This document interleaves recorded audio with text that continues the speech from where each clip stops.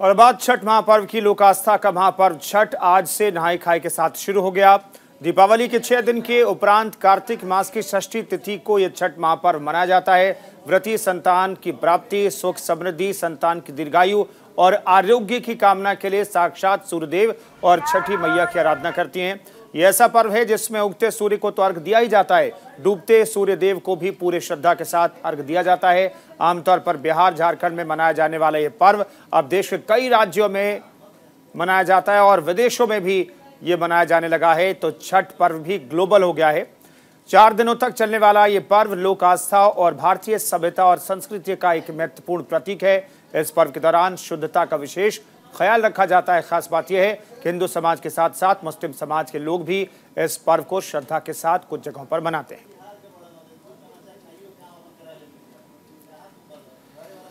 तो आज नहाय खाए से पर्व की शुरुआत हुई है। 4 दिनों तक चलने वाले पर्व में कल खरना का त्योहार होगा, खरना की पूजा होगी। उसके बाद पहला अर्घ और उगते हुए सूर्य को अर्घ देकर के ये पर्व संपन्न होगा।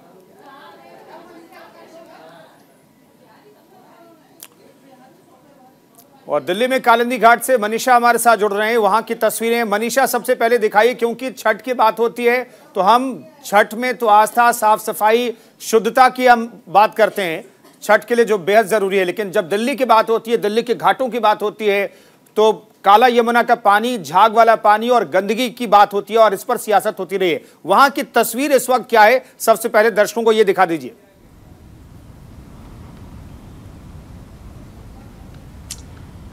बिल्कुल, देखिए सही कह रहे हैं। दिल्ली में जब घाटों की बात आती है तो यहाँ पर गंदगी सबसे पहले इसका जो है जिक्र किया जाता है। और जिस घाट पर मैं खड़ी हुई, कालिंदी घाट है।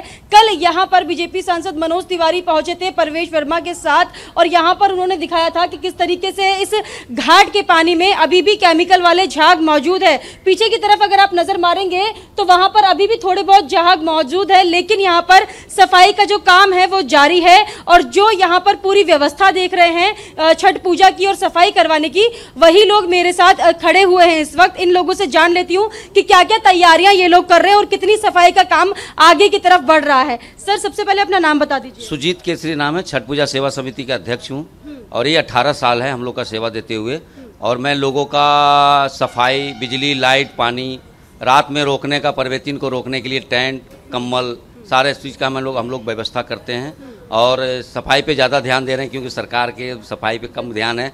हम लोग ये 15 दिन से हम लोग काम करा रहे हैं इस नोएडा साइड में। तो कितना सफाई आप कर चुके हैं, क्या क्या व्यवस्था है? टेंट वगैरह लगाएंगे, जो महिलाएं रुकेंगी उनके लिए क्या व्यवस्था है? अभी टेंट लगा रहा हूँ, उस साइड अब टेंट लगा रहा हूँ, 10 बाई 20 का 2 टेंट है। फिर घाट पे भी मैंने टेंट लगा रहा हूँ इधर सारे लोगों के लिए। लाइट लगा रहा हूँ, लाइट कम से 2 से 3 किलोमीटर तक हम लोग कोशिश करते हैं जितना ज़्यादा लाइट हो जाए।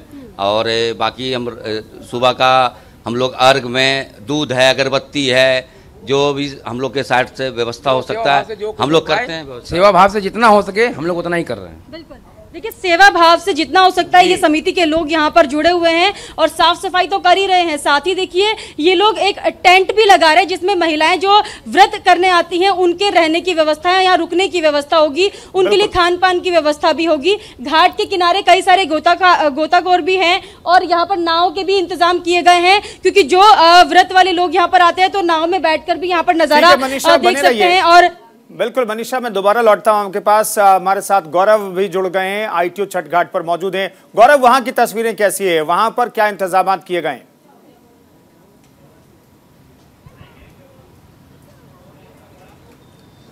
बिल्कुल कुंदन, अगर बात करें आज छठ का महापर्व है और इसकी शुरुआत हो चुकी है नहाए खाए के साथ। लिहाजा इस वक्त मैं जहां मौजूद हूं ये आईटीओ का ये छठ घाट है। ये बहुत ही महत्वपूर्ण, बहुत ही बड़ा घाट है, बड़ा फेमस घाट है राजधानी दिल्ली का। लेकिन दुर्भाग्य हम कहेंगे कि इस बार जो तैयारियां होनी चाहिए थीं व्रतियों के लिए वो इस स्थान पर देखने को नहीं मिल रही है, नदारत है। लिहाजा यहाँ पर अगर हम बात करें आखिरी चरण में तैयारियों को एक बार देखने की जो कोशिश है, तमाम जो अधिकारी हैं वो भी यहाँ पर पहुँचे हुए हैं, दिल्ली सरकार से जुड़े हुए जो लोग हैं वो भी यहाँ पर पहुँचे हुए हैं। घाट को सजाने संवारने का जो काम है वो ज़रूर किया जा रहा है, लेकिन एक बार आप नज़ारा देखिए।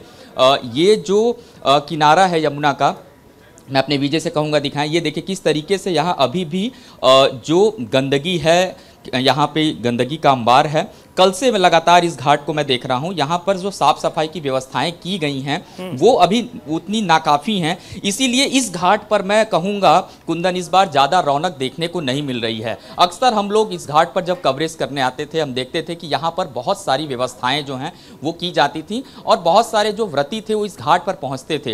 हालांकि आज सुबह से छुटपुट लोगों के आने का जो क्रम है वो लगातार जारी है। आपको मैं दिखा दूं इस हिस्से के तरफ यहाँ पर देख सकते हैं जो कुछ महिलाएं हैं वो पहुंची हुई हैं और वो जरूर इस पानी में स्नान करते नजर आ रही हैं, क्योंकि ये जो आस्था का महापर्व है स्नान के बाद से यहाँ से जो पानी है वो लेकर के व्रती अपने घर जाते हैं। और कुछ लोग हैं यहाँ पे आए हुए थे स्नान करने के लिए, इनसे भी बातचीत हम लोग करते हैं। ये बताइए कि व्यवस्थाओं की अगर बात करें, व्यवस्थाएं तो यहाँ नदारत एक तरीके से दिख रही हैं, लेकिन आप लोग यहाँ पे आए, पानी कैसा है पहले की अपेक्षा? इस बार क्या पानी का आपने देखा? पहले का जैसा पानी नहीं है अभी अच्छा। हाँ, अभी साफ सफाई भी अच्छा नहीं है। हाँ, अभी देखिए अभी दिल्ली सरकार क्या करते हैं। हाँ, ये तो पूजा साल में एक बार ही आते हैं। हाँ, अब दिल्ली सरकार चाहेंगे कि नहीं ये पूजा के लिए हम लोग मदद करेंगे तो ये साफ सफाई हो सकता है, अच्छा सुविधा भी दे सकते हैं। जब घाट पे आते थे पहले तमाम तैयारियां हम देखते थे यहाँ पर आप लोगों को पहले से दी जाती थी, छठ के लिए लोग रहते थे। इस बार क्या वो कमी दिखाई दे रही है घाटों पे?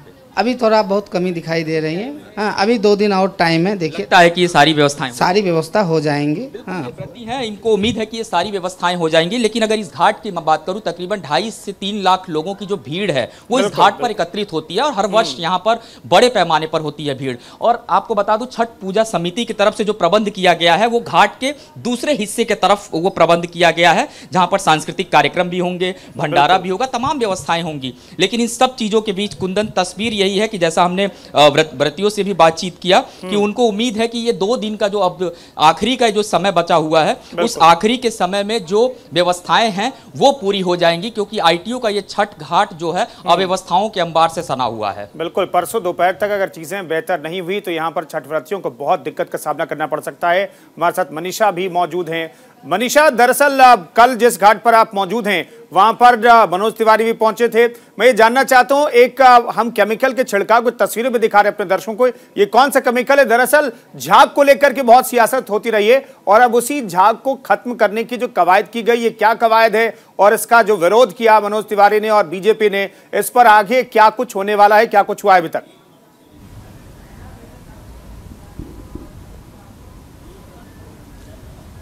जी कुंदन, देखिए जो केमिकल का नाम बताया था मनोज तिवारी ने, अगर प्रेस कॉन्फ्रेंस भी किया था यहाँ से जाने के बाद, उन्होंने बताया था ये अमोनिया नाम का एक केमिकल है जो कि घाट के अंदर जो सफ़ेद झाग है ना, ये जो दिखाई दे रहे हैं, उस केमिकल का नाम ये बता रहे थे। और यहाँ पर उन्हें कुछ लोग मिले थे जिनको वो बता रहे थे कि आम आदमी पार्टी के लोग हैं और वो लोग एक जहरीला केमिकल इस नदी के अंदर डाल रहे थे जिससे कि पानी और ज़्यादा केमिकल से भर जाए और जो महिलाएं यहाँ पर पूजा करने आएंगी उनको नुकसान हो सकता है। मनोज तिवारी खुद ये बता रहे थे कि जब मैंने उसको छुआ तो मेरा हाथ तक जल गया था। तो आप सोच सकते हैं कि ये केमिकल कितना खतरनाक है, बहुत ज्यादा जहरीला केमिकल है। पहले से ही देखिए यमुना नदी के अंदर सफेद झाग मौजूद है और उस झाग को ढकने के लिए आम आदमी पार्टी के लोग एक जहरीला केमिकल इसमें डाल रहे थे जिससे कि उसकी सफाई ऐसे लगे कि जो पानी है वो साफ है, लेकिन असल में पानी साफ नहीं है, पानी और ज्यादा दूषित है अगर वो जहरीला केमिकल उसके अंदर डाला जा रहा है। तो तमाम लोग भी यहाँ पर मौजूद है, वो लोग यही बोल रहे हैं बार बार कि हम लोग लगभग 15 दिन से यहाँ की सफाई करने में लग रहे हैं,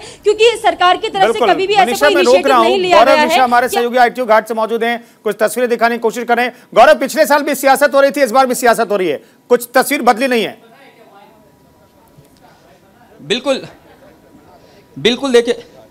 बिल्कुल कुंदन, देखिए आम आदमी पार्टी से अगर बात करें, विधायक संजीव झा जी, ये कल से बीजेपी के लोग कह रहे हैं कि जो घाटों में केमिकल आप लोग मिला रहे हैं और मनोज तिवारी पहुंचते हैं तो लोग भाग जाते हैं, कौन सा केमिकल है जो आप लोग मिला रहे हैं? मुझे लगता है कि मनोज जी चूँकि पार्ट टाइम नेता हैं, वो जब पहले घाट पे आते थे तो मंच पे आके गीत गाते थे, घाट पे नहीं घूमते, जानकारी नहीं है ठीक से उनको।